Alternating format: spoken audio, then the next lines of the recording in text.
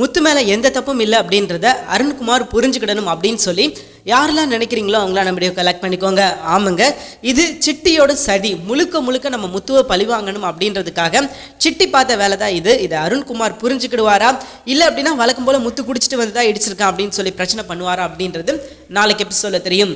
Okay, last எபிசோடில் எதோட முடிச்சிருந்தாங்க அப்படின்னா, ஒரு முட்டைக்கார் வந்து நம்ம முத்துவோட வண்டியில் முட்டையை உடச்சி ஊற்றிட்டாரு. அப்போ என்ன ஆகுது அப்படின்னா, முத்து அதை க்ளீன் பண்ணிட்டு இப்போ டியூட்டிக்கு கிளம்ப வேண்டிய நேரம் வந்துருச்சு. ஸோ அதனால் முத்து கிளம்பும் போது ரொம்ப சங்கடப்படுறாரு. என்னடா இது இப்படி நடக்குது, காலையிலேயமோ நான் சீக்கிரமாக வேலைக்கு போகணும் அப்படின்னு சொல்லி நினைக்கிறேன், ஆனால் இப்படி நடந்து போச்சு அப்படின்னு சொல்லி ரொம்பவே வருத்தமாக இருக்காரு. அப்போ ரவி இருந்துக்கிட்டு என்ன சொல்கிறார் அப்படின்னா, டே என்னோட டியூட்டிக்கு போகிறதுக்கு இன்னும் டைம் இருக்குது, நானும் உனக்கு ஹெல்ப் பண்ணுறேன், வா சீக்கிரமாகவே சேர்ந்து அதை கழுவிட்டு நம்ம ஸ்ப்ரேயெல்லாம் அடிச்சு விட்டு பக்காவாக நீ கிளம்பிடலாம் அப்படின்ற மாதிரி சொல்லி ரவி சொல்கிறாரு. ஸோ ரவி சொல்கிறது சரின்னு படுது. ரவி வர்றேன் அப்படின்னோனையும் சுருதி நானும் வர்றேன் ரவி அப்படின்ற மாதிரி சொல்லிட்டாங்க. மீனா சொல்லவே வேணாம், அது அவங்க காரு. ஸோ அவங்களும் கிளம்பிட்டாங்க. இப்போ 4 பேரும் சேர்ந்து அவசர அவசரமாக அந்த காரை க்ளீன் பண்ணி ஸ்ப்ரே அடிச்சு விட்டு பக்காவாக ரெடி பண்ணிட்டாங்க அப்படின்னு சொல்லலாம். இதுக்கடையில் சிட்டியோட ஆட்கள் 2 பேர் நின்று நம்ம முத்துவை நோட்டம் விட்டுக்கிட்டு இருக்காங்க. எதற்காக அப்படின்னு பார்த்தீங்கன்னா, முத்து எப்போ கிளம்புறாரோ அப்போ அவர் பின்னாடியே போய் வம்புழுக்கணும். அது போக அவரோட காரில் ஒரு ஸ்க்ராட்ச் போடணும். அது போட்டுட்டோம் அப்படின்னா முத்துக்கு வந்து கோவம் வரும். அப்போது வேகமாக போவான். அப்படி வேகமாக போனால் இன்ஜின் ஆயில் காலி ஆயிரும். காலி ஆயிடுச்சு அப்படின்னா சுத்தமாக பிரேக் பிடிக்காது. அப்போது எங்கேயாவது முட்டி மோதி அவன் அவுட்டு, அவ்வளோதான், நம்ம நினச்ச விஷயம் நடந்துடும் அப்படின்றதான் சிட்டியோட எண்ணம். அதுவாக தான் இருக்குது. ஆனால் நடக்க போகிற விஷயம் வேறவா இருக்குது. என்ன அப்படின்னு கேட்டிங்கன்னா, காரெல்லாம் க்ளீன் பண்ணிட்டாங்க. முத்தும் சரி டைம் ஆயிடுச்சு அப்படின்னு சொல்லி அவரும் கிளம்புறாரு. அவரும் காரில் போய்கிட்டு இருக்காரு. பிரேக் பிடிச்சு பார்க்குறாரு. சடனாக பிரேக் பிடிக்க மாட்டேங்குது. என்னடா அது பிரேக் பிடிக்காத மாதிரி தெரியுது அப்படின்னு சொல்லி, ஏன்னா அவருக்கே ஒரு சந்தேகம். அவரே ஜஸ்ட் ஒரு கன்ஃபியூஷன் ஆகிட்டார். பிரேக் பிடிக்குதா இல்லையா அப்படின்ற சந்தேகம் அவருக்கே வந்துருச்சு. அதனால அவரே கன்ஃபியூஷன் ஆகிட்டு என்ன பண்ணுறாரு அப்படின்னா, ஓகே இதில் உண்மையிலேயே பிரேக் பிடிக்குதா இல்லை நமக்கு தான் வந்து பிரேக் பிடிக்காத மாதிரி தெரியுதா அப்படின்னு சொல்லிட்டு அவருக்கு சந்தேகம் இருந்து அப்போ போய்கிட்டே இருக்காரு. பிரேக் பிடிச்சு பார்க்குறாரு, பிரேக் பிடிக்கல. அப்போ குறுக்க ஒருத்தர் கிராஸ் ஆகுறாரு. அப்பயும் பிரேக் பிடிக்கிறாரு, பிரேக் பிடிக்கல. போச்சுடா, என்னடா இது பிரேக் பிடிக்க மாட்டேங்குது, இப்போ என்னடா பண்ணுறது அப்படின்னு சொல்லி தெரியாமல் முத்து ஒரு நிமிஷம் தவிச்சு போயிட்டார் அப்படின்னு சொல்லலாம். ஸோ கஷ்டப்பட்டு அங்கேருந்து டிரைவ் பண்ணி எப்படியா தப்பிச்சு போயிடலாமா அப்படின்னு சொல்லி முத்து பயங்கரமாக முயற்சி பண்ணுறாரு. ஆனால் எதுவுமே பண்ண முடியல அவரால். ஒரு பக்கம் பார்த்தீங்கன்னா ஸ்கூல் விடுற டைம் போல் இருக்குது. ஸ்கூல் டைம்லாம் அந்த ஆட்டோலாம் போயிட்டு வந்துக்கிட்டு இருக்குது. முத்துவுக்கு என்ன பண்ணுறதுனே தெரியல. அவரும் வளைச்சு எங்கிட்டாவது போய் எது மேலேயாவது மோதிடுவோம் அப்படின்னு சொல்லிட்டு அவரும் போய்கிட்டே இருக்காரு. அவருக்கும் என்ன பண்ணுறதுனே தெரில. கடைசியில் பார்த்தீங்கன்னா போய் அருண்குமார் பைக்கில் முட்டி மோதி தான் அந்த கார் நிற்கணும் அப்படின்னு சொல்லி இருந்திருக்கு. அருண்குமார் பைக்கில் முட்டி மோதி நம்ம முத்து நின்றுட்டாரு. முத்து அப்போ தான் நெஞ்ச பிடிக்கிறாரு. அவ்வாடா நல்ல வடா தப்பிச்சோம் அப்படின்னு சொல்லிட்டு. ஆனால் அவர் தப்பிச்சதுக்கு பதில் எங்கேயாவது போய் முட்டி இருந்திருக்கலாம். ஏன் அப்படின்னு பார்த்தீங்கன்னா, இவர் மோதினது வந்து அருண்குமாரோட பைக்கு. அருண்குமார் அந்த இடத்துல நிற்கிறாரு. ஸோ அப்போ தான் முத்து யோசிச்சிருந்துருப்பாரு, இதுக்கு நான் வேறு ஏதாவது மரத்தில் கூட போய் மோதிருப்பேனாடா, மீண்டும் இவங்கிட்டே வரணுமா, மீண்டுமா அப்படின்ற மாதிரி மேபி கண்டிப்பாக அவர் யோசிக்கிறதுக்கான வாய்ப்புகள் நிறையாவே இருக்குது. ஏன்னா 2 பேத்துக்கு இடையில பஞ்சாயத்து அப்படி தானே போய்கிட்டு இருக்குது. இப்போ வரைக்கும் பார்த்தீங்கன்னா 2 பேரும் எதற்காக மோதுறாங்க, ஏன் மோதுறாங்க அப்படின்னு சொல்லிட்டு அவங்களுக்காவது தெரியுமா தெரியலையா அப்படின்னு சொல்லி நமக்கு தெரியல. ஸோ அந்த மாதிரி எளியும் புனையுமா இருக்காங்க. அவங்க ஏன் சண்டை போடுறாங்க, எதுக்கு சண்டை போடுறாங்க, அவங்க சண்டையோட நோக்கம் தான் என்ன, காரணம் தான் என்ன அப்படின்றது இப்போ வரைக்குமே நமக்கு புரியல. இப்போ வரைக்குமே நமக்கு ஒரு புரியாத புதிராக தான் இருக்குது. தயவு செஞ்சு நீங்கள் 2 பேரும் எதுக்குடா சண்டை போடுறீங்க, என்கிட்ட சொல்லிட்டு சண்டை போடுங்கடா அப்படின்ற மாதிரி தான் இருக்குது. பார்க்கலாம். இப்போ வண்டி கீழே விழுந்தோடனே அருண்குமாருக்கு சரியான கோவம். என் வண்டியை வேணுக்குன்னே இடிச்சிருக்கான். ஏன்னா அவர் அப்படி தானே சொல்லுவார். ஏதாவது ஒரு விஷயம் முத்து பண்ணால் வேணுக்குன்னே பண்ணார். முத்தும் சலிச்சல் ஆள்லாம் கிடையாதுங்க. ஏதோ ஒரு விஷயத்தில் இவர் வந்து தப்பாக போகிறாரு அப்படின்னா கேஸ் போட்டால் வேணுக்குன்னே தான் கேஸ் போட்டான், என் மேலே நானும் தெரிஞ்சு தான் கேஸ் போட்டான் அப்படின்னு சொல்கிற ஆள் தான் முத்து. அப்போ அவர் எப்படி இருப்பார், அவரும் அதே மாதிரி தானே இருப்பார்.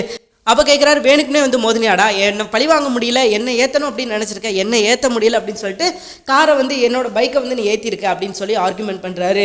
அப்போ முத்து சொல்கிறாரு, சார் இல்லை சார் சத்தியமாக என் வண்டியில் பிரேக் பிடிக்கல சார் அப்படின்ற மாதிரி சொல்கிறாரு. அவர் வந்து இந்த மாதிரி கதையெல்லாம் விடாத, நீ தண்ணியை போட்டு வந்துட்டு நீ என் பைக்கில் இடிச்சிருப்ப, நான் வந்து உன்னை சும்மா விடணுமா, உண்மையை சொல்லு, நீ தண்ணி போட்டு தானே வந்திருக்க அப்படின்ற மாதிரி கேட்க, சார் சத்தியமாக நான் குடிக்கலாம் இல்லை சார், நான் குடிகாரெலாம் கிடையாது சார், நான் இந்த மாதிரி வந்தேன் சார், இந்த மாதிரி நடந்துருச்சு அப்படின்னு சொல்லிட்டு முத்து எக்ஸ்பிளைன் பண்ணுறாரு. பட் அருண்குமார் அதை கேட்குற மாதிரியே இல்லை. ஏன்னா அருண்குமார் ஃபிக்ஸ் பண்ணிட்டாரு, இவன் ஒரு குடிகார பையன், இவன் குடிச்சிட்டு தான் வந்திருப்பான் அப்படின்னு சொல்லிட்டு அவர் மைண்டில் ஃபிக்ஸ் பண்ணிட்டு தான் சண்டை போட்டுக்கிட்டு இருக்காருன்னு வச்சுக்கோங்களேன். அப்போது முத்து சொல்கிறாரு, சார் சத்தியமாக என் காரில் பிரேக் பிடிக்கல சார் அப்படின்னு சொல்லி எடுத்து சொல்கிறாரு. அருண்குமார் அதை கேட்க மாட்டேங்கிறாரு. வழக்கம் போல் 2 பேருக்கும் வாய்க்கா தகராறு ஆகுது. 2 பேரும் முட்டி சண்டை தாங்க போடலை, மற்றபடி முட்டி மோத ஆரம்பிச்சிட்டாங்க. யார் நீயா நானான்னு பார்த்துருவோம் அப்படின்னு சொல்லிட்டு. அப்போ அவர் சொல்கிறாரு, சார் நீங்கள் வேணா ஒரு மெக்கானிக்கை கூப்பிட்டு செக் பண்ணுங்க, என் காரில் உண்மையிலே பிரேக் பிடிக்குதா பிடிக்கலையா அப்படின்னு சொல்லிட்டு அவர் பார்த்து சொல்லட்டும் சார் அப்படின்ற மாதிரி முத்து சொல்ல, அவருக்கு அவருக்கும் அது சரின்னு படுது. ஓகே, இப்போ என்ன, மெக்கானிக் வர சொல்லணும், மெக்கானிக் மட்டும் வந்து பிரேக் எல்லாம் பிடிக்குது, வேணுக்குமே தான் இடிச்சிருக்காங்க அப்படின்றது மட்டும் சொல்லட்டும், அதுக்கப்புறம் இருக்கடா உனக்கு மகனே அப்படின்னு சொல்லிட்டு அவர் என்ன செய்கிறார் அப்படின்னா மெக்கானிக்கு ஃபோன் பண்ணி வர சொல்லிட்டாரு. மெக்கானிக்கும் வர்றாரு. ஸோ அது வரைக்கும் 2 பேரும் வெயிட் பண்ணி பார்த்துக்கிட்டு இருக்காங்க. ஒருத்தர் முறைச்சிக்கிட்டு இருக்காங்க. அடுத்த கொஞ்ச நேரத்தில் மெக்கானிக் வர்றாரு. மெக்கானிக்கிட்ட சொல்கிறாரு, இப்போ அந்த கார் வந்து பிரேக் பிடிக்க மாட்டேங்குதுப்பா, கொஞ்சம் என்னன்னு செக் பண்ணு அப்படின்ற மாதிரி சொல்ல, அப்போது செக் பண்ணி பார்த்தா உண்மையிலேயே ஒரு சதி திட்டம் நடந்திருக்கு. அப்போது அவர் போய் சொல்கிறாரு, சார் அது வந்து ஒரு பிளான் பண்ணி பண்ண மாதிரி இருக்குது சார், இது வந்து சாதாரணமாக பண்ண முடியாது, யாரோ வேணுக்குன்னே பண்ணியிருக்காங்க அப்படின்ற மாதிரி சொல்ல முத்துவுக்கு செம்ம ஷாக்கு. அதை விட இவருக்கு பெரிய ஷாக் அருண்குமாருக்கு. ஓ, அப்போ நீ என்னை இடிக்கணும்னு பிளான் போட்டு தான் வந்திருக்கியா அப்படின்ற மாதிரி சொல்ல முத்து இருந்துக்கிட்டு, சார் நான் பிளான் போட்டால் எதுக்கு சார் என் காருக்குள்ளே நான் இருக்க போகிறேன் அப்படின்ற மாதிரி முத்து சொல்ல, சரி முத்து சொல்கிறது ஓரளவுக்கு சரின்னு தான் படுது, ஏன்னா அவன் தான் கார் ஓட்டிட்டு வர்றான், அவனோட கார் அவனே இப்படி பண்ணுவான் அப்படின்ற மாதிரி சொல்ல, அப்போது உனக்கு யார் எதிரி இருக்கா, அதானே நீ ஊர் ஃபுல்லாக எவன் கிடையாது ஒம்பளுத்து வச்சிருப்ப, எவனாவது ஒருத்தர் இந்த வேலையை பார்த்துருப்பான் அப்படின்ற மாதிரி சொல்ல, அதே மாதிரி வந்தவர் அதாவது அந்த மெக்கானிக் என்ன சொல்கிறார் அப்படின்னா, கீ இல்லாமல் இந்த வேலையை பண்ண முடியாது சார், யாரோ கீ இருக்கிறவங்க தான் உங்ககிட்ட கீயை வச்சு தான் அவங்க இந்த மாதிரி வேலையை பார்த்துருக்காங்க அப்படின்ற விஷயத்த சொல்லிட்டாரு. முத்துவுக்கு மேலும் பயம் அதை விட உடுக்கடிக்க ஆரம்பிச்சிருச்சு அப்படின்னு சொல்லலாம். அப்போ யாராக இருக்கும், தான் சாகணும் தன்னை கொல்லணும் அப்படின்ற அளவுக்கு வீட்டுக்குள்ளே யார் எதிரி இருக்கா அப்படின்ற மாதிரி யோசிச்சு பார்க்குறாரு. ஒவ்வொரு ஆளாக யோசிச்சு பார்க்குறாரு. அம்மாவா இருக்குமா, மனோஜா இருக்குமா, ரவியா இருக்குமா, சுருதியா இருக்குமா, மீனாவா இருக்குமா, அப்பா அந்த அவர் செய்ய மாட்டார் அப்படின்ற மாதிரி அவர் மண்டைக்குள்ளே ஓடிக்கிட்டே இருக்குது. அப்போ கடைசியாக வந்து எங்கே நிற்குது அப்படின்னா பார்லர்கிட்ட தான் வந்து நிற்குது. ஸோ ஒருவேளை ஏன் வந்து இந்த விஷயத்த பார்லர் பண்ணியிருக்கக்கூடாது அப்படின்ற மாதிரி தான் அவர் யோசிக்கிறாரு. அவர் யோசிக்கிறது சரியான விஷயம். ஆனால் ரோஹிணிக்கு இந்த விஷயத்தில் ஓரளவுக்கு சம்மந்தம் இருக்குதுன்னு வச்சுக்கோங்களேன். ஆனால் கார் சாவியை தான் கேட்டாங்களே தவிர்த்து இவங்க என்ன பண்ண போகிறாங்க அப்படின்னு சொல்லியெல்லாம் கார் சாவியை கேட்கல ரோஹிணி கிட்ட. எங்களுக்கு முத்துவோட கார் சாவி வேணும், இவ்வளோ நேரத்துக்கு வேணும், எங்களுக்கு தேவைப்படுது அப்படின்னு தான் சொன்னாங்களே தவிர இந்த மாதிரி பிரேக்கை கழட்டி விட்டு நாங்கள் முத்துவை ஆக்சிடென்ட் ஆக்க போகிறோம் அப்படின்னு சொல்லி எதுவுமே சொல்லியெல்லாம் வாங்கலை. ஸோ அப்படி இருக்கும்போது அவங்க எடுத்து கொடுத்துட்டாங்க, இப்போது வசமாக சிக்கிட்டாங்க அப்படின்னு சொல்கிறான். ஸோ இதுக்கப்புறம் தப்பிக்க முடியாது ரோஹிணி. ஏன்னா இப்போ சந்தேகம் வந்துருச்சு அப்படின்னா முத்து அடுத்தடுத்து என்ன பண்ணுவார் அப்படின்னு சொல்லி நல்லாவே தெரியும். அடுத்து எப்படியாவது இவளை வந்து கண்டுபிடிக்கணும், இந்த விஷயத்த பண்ணது இவாதான் அப்படின்றத நிரூபிக்கணும் அப்படின்னு சொல்லி தான் முத்து ஆசைப்படுவார். உங்க எல்லாருக்குமே முத்துவை பற்றி தெரியும். முத்துவுக்கு ஒரு விஷயம் தப்பு அப்படின்னு சொல்லி தோணுச்சுன்னா அந்த விஷயம் தப்பு அப்படின்னு சொல்லி நிற்பாரு. இப்போ அருண்குமார் விஷயத்தில் பார்த்தீங்கன்னா அவரை தப்பாக புரிஞ்சிருக்காரு. ஆனால் இப்போ வரைக்கும் அவர் வந்து அருண்குமார் தப்பு அப்படின்னு தான் சொல்லிக்கிட்டு இருக்காரு. ஸோ அதே மாதிரி தான் முத்துவை பொறுத்த வரைக்கும் ஒரு விஷயம் தப்பு அப்படின்னு சொல்லி ஃபிக்ஸ் பண்ணிட்டார் அப்படின்னா அதை மாற்ற மாட்டார், மாறிக்கவும் மாட்டார். மேபி காலம் வந்து அவருக்கு வந்து உணர்த்துச்சு அப்படின்னா மாற்றிக்கிடுவார். பார்க்கலாம் என்ன நடக்குது அப்படின்னு சொல்லிட்டு. ஸோ நாளைக்கு எபிசோடில் நடக்க போகிற, அதாவது திங்கக்கிழமை எபிசோடில் நடக்க போகிற முக்கியமான விஷயங்கள் இவ்வளோ தாங்க. இனி அடுத்து என்ன நடக்க போகுது, எப்படி கதை களத்தை கொண்டு போக போகிறாங்க அப்படின்றத விரிவாக தெரிஞ்சுக்கணும் அப்படின்னா இந்த வீடியோ ஃபுல்லாக பாருங்கள். ஸோ நாளைக்கு எபிசோடு இப்படி முடிஞ்சதுக்கப்புறம் அடுத்து எப்படி கதை போக போகுது, ஏன்னா இப்போ முத்துவை கொல்றதுக்கான ஒரு சதி நடந்திருக்குது. அந்த சதியை பண்ணது யாருன்னு கண்டுபிடிக்கணும். அந்த சதியை பண்ணது யார் அப்படின்றத விட அதுக்கு உடந்தையாக இருந்தது யார், யாரோ ஒரு ஆள் வீட்டிலேருந்து நமக்கு வந்து உதவி பண்ணியிருக்காங்க அந்த வெளியே இருக்கிற ஒரு ஆளுக்கு. அப்போ நம்ம வீட்டுக்குள்ளேருந்து நமக்கு எதிரிகள் யார், ஒருவேளை அம்மா அல்லது பார்லர், இவங்க 2 பேர்த்தில் ஒரு விஷயம். ஏன்னா விஜயா இப்படி பண்ணுவாங்க அப்படின்ற சந்தேகம் முத்துவுக்கு இருக்க தான் செய்யும். ஏன்னா நிறையா விஷயத்தில் விஜயா வந்து இந்த மாதிரி கேவலமான வேலைகள் பார்த்துருக்காங்க அப்படின்றதுனால முத்துவுக்கு விஜயா மேலேயும் சில சந்தேகம் இருக்கும். ஏன்னா மீனாவை இப்போ ரீசெண்டாக அடிப்படை வச்சதும் அவங்க தான், இது நல்லாவே முத்துவுக்கு தெரியும். ஆனால் எதுவும் ஆதாரம் கிடையாது, எதுவும் ப்ரூஃப் கிடையாது, இவங்க தான் அப்படின்னு சொல்லிட்டு வாயால் வேணால் சொல்ல முடியுமே தவிர மற்றபடி ப்ரூஃப் அப்படின்னு பார்த்தீங்கன்னா எதுவுமே கிடையாது. ஸோ இப்படி பல சிக்கல்கள் இருக்குது அப்படின்றதுனால அவரால் தீர்க்கமாக சொல்ல முடியல இந்த விஷயத்துக்கு பின்னாடி அவங்க அம்மா தான் இருப்பாங்க அப்படின்னு சொல்லிட்டு. அப்புறம் விஜயா ரோஹிணியை யோசிச்சு பார்க்குறாரு. ரோஹிணி இருக்கிறதுக்கான வாய்ப்பு இருக்குது. ஏன் அப்படின்னா தன்னை பழி வாங்கணும் அப்படின்னு சொல்கிறது சிட்டியை தான் அடித்து ஜெயிலுக்கு அனுப்புனாரு. அப்போ வெளியே வந்தோடனே அவன் ஆட்டத்தை ஆரம்பிச்சிருக்கான். ஏன்னா வெளியே வந்துட்டான் அப்படின்ற விஷயம் அவருக்கு தெரிஞ்சிருச்சு. ஓகே, வெளியே வந்து அவன் மறுபடியும் அவன் வேலையை ஸ்டார்ட் பண்ணியிருக்கான், வெளியே வந்தோடனே அவன் வேலையை ஆரம்பிச்சிட்டான் அப்படின்ற மாதிரி அவருக்கு தெரிஞ்சிருச்சு. அப்போது வீட்டுக்குள்ளே இருந்து அவனுக்கு ஹெல்ப் பண்ணது 100% ரோஹிணியாக தான் இருக்கும் அப்படின்ற ஒரு முடிவுக்கு அவர் வர்றாரு. ஸோ கண்டிப்பாக அவர் எடுத்த முடிவு சரியான முடிவாக இருந்தாலும் அது வந்து எவ்வளோ தூரத்துக்கு சரி எவ்வளோ தூரத்துக்கு தப்பு அப்படின்றத விட அவர் வந்து சொன்ன விஷயங்கள் எல்லாமே சரிதான், அவர் யோசித்த விஷயங்கள் எல்லாமே கரெக்டாக தான் யோசிச்சிருக்காரு. பட் கரெக்டாக யோசித்தாலும் இங்கே என்ன சிக்கல் அப்படின்னு பார்த்தீங்கன்னா அவர் யோசித்ததெல்லாம் அங்கே நடந்துருமா அப்படின்னு கேட்டிங்கன்னா கிடையவே கிடையாது. அவர் யோசிச்சிருக்காரு, பட் அதை அவர் சரியாக செஞ்சு முடிப்பாராம். ஏன்னா ரோஹிணி பற்றின விஷயங்களை அவர் எப்போவே கண்டுபிடிச்சிட்டாரு. ஆனால் அது வரைக்கும் மீனா முத்து முத்து வந்து சிஐடி வேலை மாதிரி பார்த்துக்கிட்டு இருந்தாங்க, எப்படியாவது ரோஹிணியை பற்றின விஷயங்களை கண்டுபிடிக்கணும், சும்மா விடக்கூடாது அப்படின்னு சொல்லிட்டு தனியாக ஒரு ட்ராக்கை ஓட்டிக்கிட்டு இருந்தாங்க. மேபி அதே மாதிரி இப்போ தனியாக ஒரு ட்ராக் ஓட்டினாங்க அப்படின்னா சொல்கிறதுக்கு ஒரு விஷயம் கூட கிடையாதுங்க. அவங்க பாட்டுக்கு நாங்கள் கண்டுபிடிக்க போகிறோம் அப்படின்னு சொல்லி இறங்கி போயிடுவாங்க. அதுக்கப்புறம் என்ன நடக்கிறதுக்கு திரும்ப திரும்ப ரிப்பீட்டான அதே விஷயங்கள் தான். இப்போ கதை எதை நோக்கி போகுது அப்படின்னு சொல்லிட்டு அவங்களுக்கும் தெரில, நமக்கும் தெரில. இப்போ வரைக்கும் பார்த்தீங்கன்னா கதை வந்து அழகாக கொண்டு போய்கிட்டு இருந்தாங்க. பட் சில சிக்கல்கள்னால கதை ஒட்டுமொத்தமாகவே மாறி போகுது, தனியாக ஒரு பாதையில் பயணமாகுது அப்படின்னு சொல்லலாம். ஸோ இந்த விஷயங்கள்லாம் மாறணும் அப்படின்னா மீண்டும் ஒரு சரியான கதைக்குள்ளே வரணும். ஏன்னா இதில் கதை அப்படின்னு பார்த்தீங்கன்னா ரோகிணியை சுற்றி தான் கதை நடக்குது. அப்படிங்கும்போது ரோகிணி மாற்றுறது எப்படி, ரோகிணி எப்படியெல்லாம் சிக்க போகிறாங்க, ரோகிணி இதுக்கப்புறம் பண்ண போகிற அயோக்கியத்தனம் என்ன, ஏன்னா ரோகிணியை பற்றின விஷயங்கள் அடுத்தடுத்து ஒன்று ஒன்றா வெளியே வந்துகிட்டு இருக்கு இல்லையா. அந்த வரிசையில் இதுக்கப்புறம் ரோகிணி பண்ண விஷயங்கள், பண்ண போகிற விஷயங்கள் இது எல்லாமே வெளியே வரணும். இதோடு அவங்க வந்து விட்டுறக்கூடாது. ரோகிணியை பற்றின இன்னும் பல உண்மைகள் இருக்குது. இப்போ இவங்களுக்கு எல்லாம் தெரிஞ்சது என்னமோ 1-2 உண்மைகள் தானே தவிர்த்து இன்னும் அவங்கள பற்றின விஷயங்கள் தெரியாத உண்மைகள் பல இருக்குது. ஜஸ்ட்டு ஒரே ஒரு சின்ன விஷயத்தை மட்டும்தான் நம்ம முத்து இப்போ வரைக்கும் கண்டுபிடிச்சிருக்காரு. அதை தாண்டி பெருசாக எந்த ஒரு விஷயமும் கண்டுபிடிக்கலை அப்படின்றது தான் நிதர்சனமான உண்மை. ஸோ இதுக்கப்புறம் அந்த உண்மையை கண்டுபிடிக்கணும். ஏன்னா அதுதானே முக்கியம். இது வந்து ஜஸ்ட்டு வந்து சின்ன சின்ன விஷயந்தான். இதை வந்து சொல்கிறதுக்கு அவ்வளோ பெரிய விஷயம் கூட கிடையாது அப்படின்னு தான் சொல்லியாகணும்.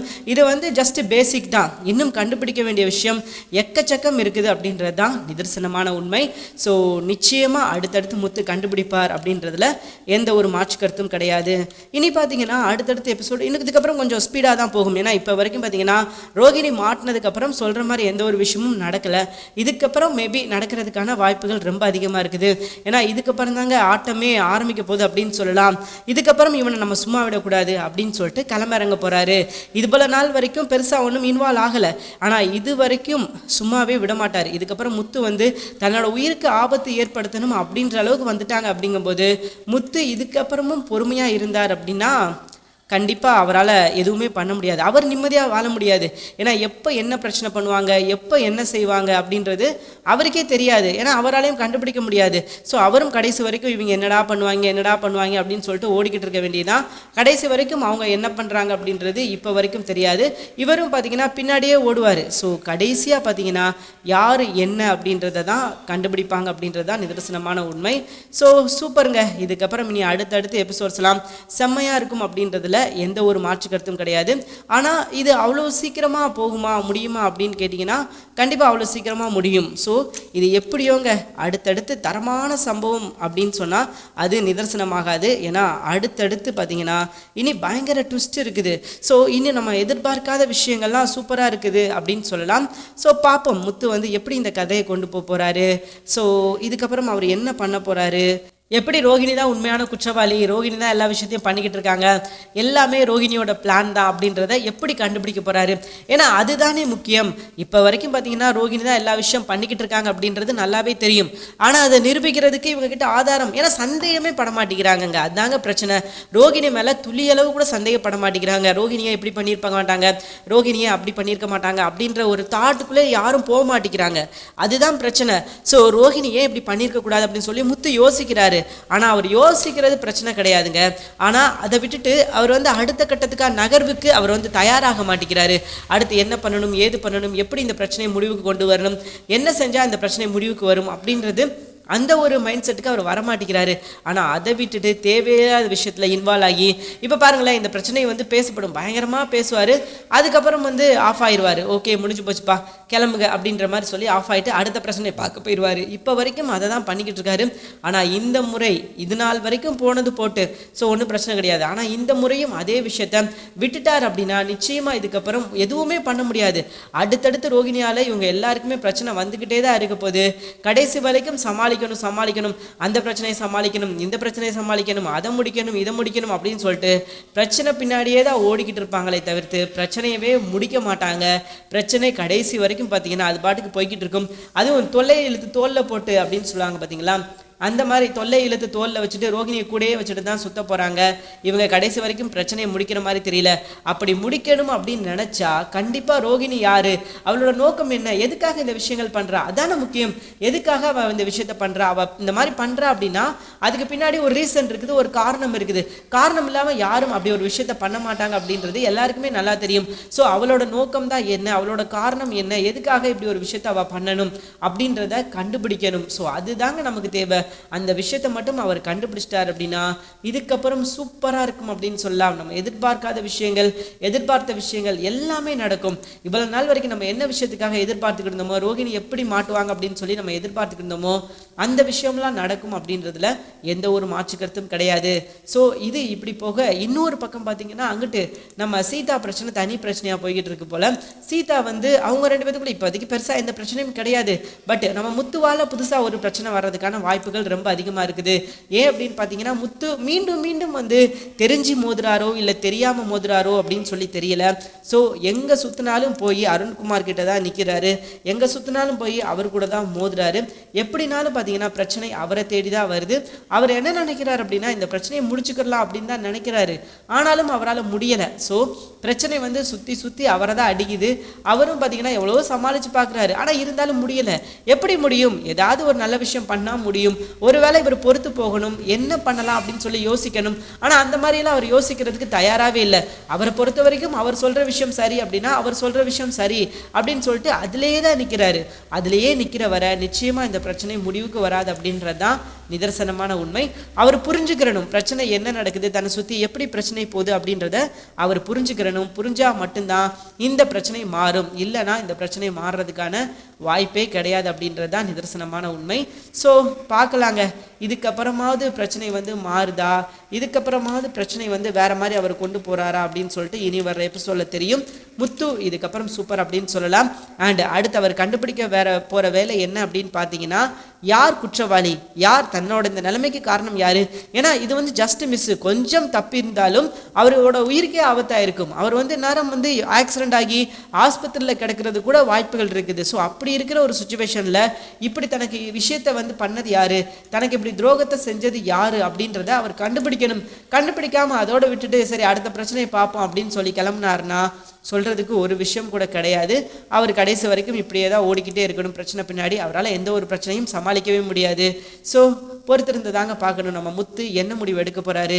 இத்தோட முடிச்சுக்கிடுவாரா, இல்லை அப்படின்னா மேலும் இந்த பிரச்சனையை வந்து எப்படி முடிக்கலாம் அப்படின்னு சொல்லி பார்ப்பாரா, உண்மையான குற்றவாளி யார் அப்படின்றத கண்டுபிடிக்கணும் அப்படின்னு சொல்லி முயற்சி பண்ணுவாரா அப்படின்னு கேட்டிங்கன்னா அது நம்ம முத்து எடுக்க போகிற முடிவில் தான் இருக்குது.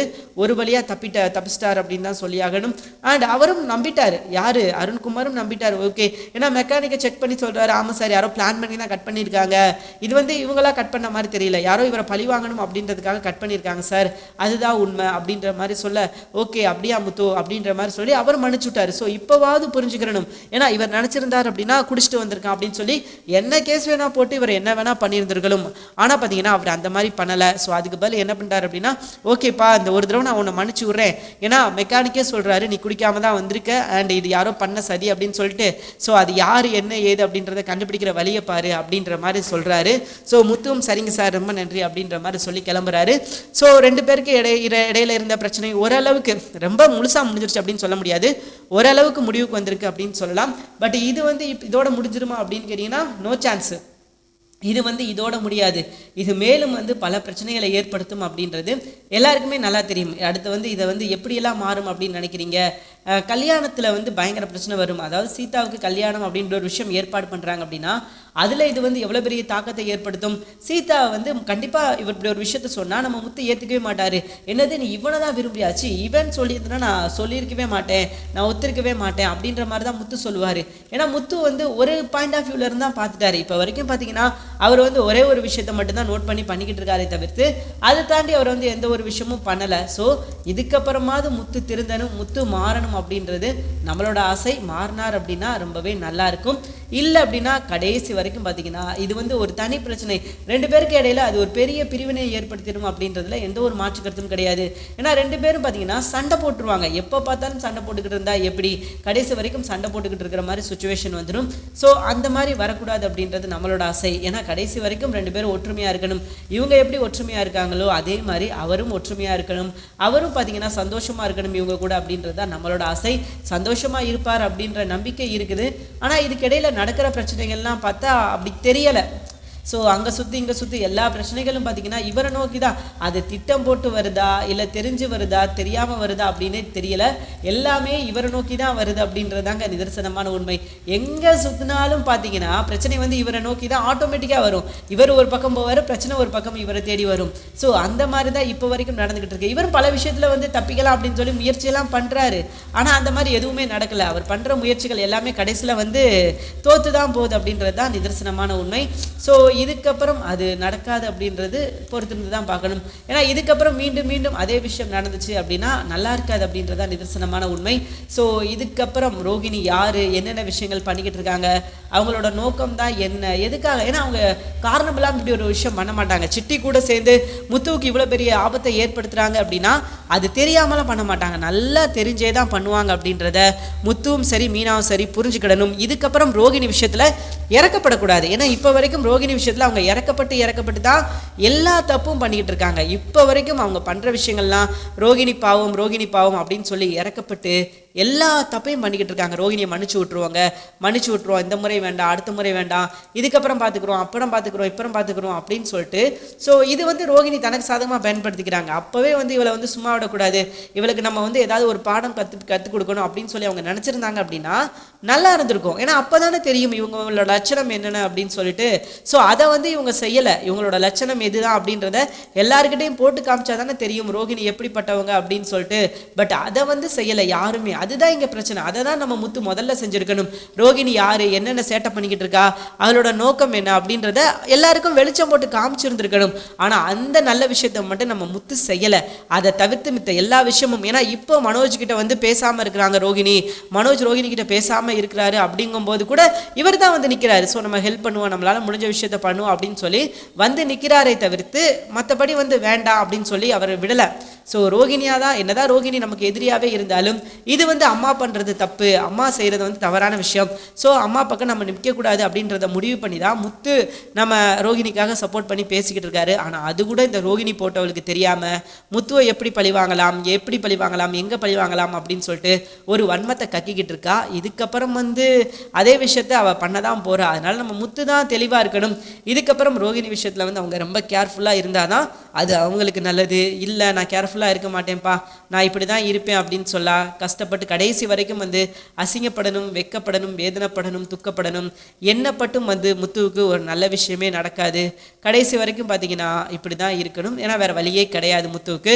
பார்க்கலாம். தேங்க்யூ ஃபார் வாட்சிங். நிச்சயமாக இந்த வீடியோ உங்களுக்கு பிடிச்சிருக்கும் அப்படின்னு சொல்லி நான் நம்புறேன். இந்த வீடியோ உங்களுக்கு பிடிச்சிச்சுன்னா மறக்காம லைக் பண்ணிக்கோங்க. நம்ம சேனல் நீங்கள் இன்னும் சப்ஸ்கிரைப் பண்ணாமல் இருந்தீங்கன்னா உடனே சப்ஸ்கிரைப் பண்ணிக்கோங்க. தேங்க்யூ ஃபார் வாட்சிங்.